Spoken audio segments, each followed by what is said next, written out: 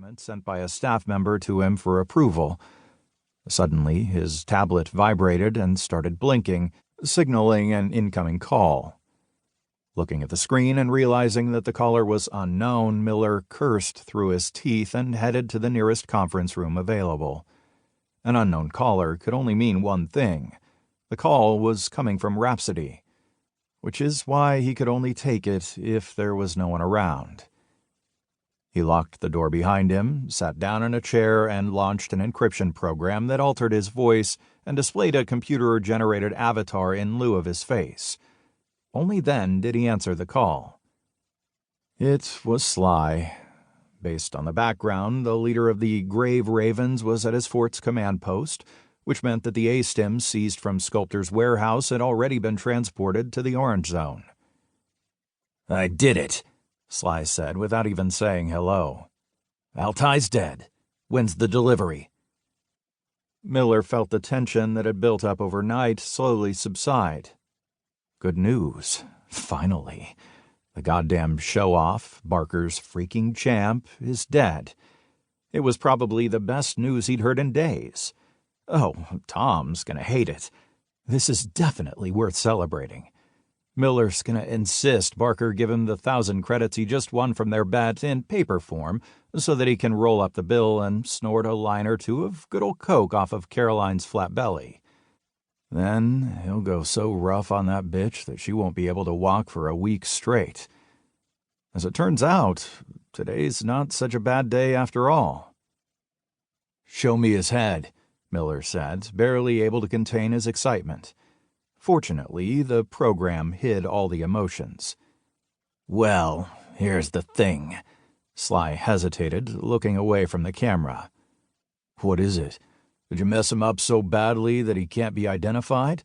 "Then you'll have to send me his DNA for analysis," Miller said, tensing up again. "Don't even think you can screw me over by slipping me some beat-up dead hobo instead of 33286. "I'm not trying to screw anyone over," Sly muttered grimly. "We can't get to the body. The bastard got trapped in an abandoned mine on the outskirts of the Verge. My men died. The entire team.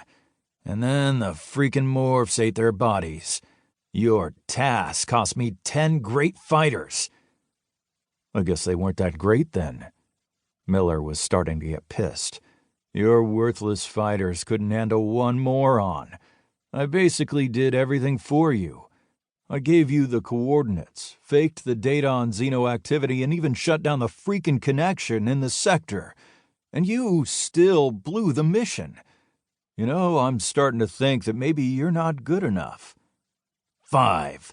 There were 5 morons," Sly interrupted Miller, barely holding back his anger. "My guys did the best they could. They sacrificed their lives to kill that bastard. Here's the proof." With those words, Sly moved slightly aside. Miller saw a large video panel behind him with a video playing on it. For a few seconds, he watched the massacre that had taken place in an abandoned industrial zone through the eyes of one of Sly's fighters. The scene ended with a grenade fired from a rocket-propelled grenade launcher hitting the roof of the adit where 33286 and 2 other units had disappeared into and causing it to collapse. Miller cursed and nearly smashed his tablet on the table. "Are you freaking kidding me?" Steve hissed, leaning closer to the screen. "You really think I'm gonna believe this shit? Where's the proof that this son of a bitch is dead?" "Where? I'm asking you."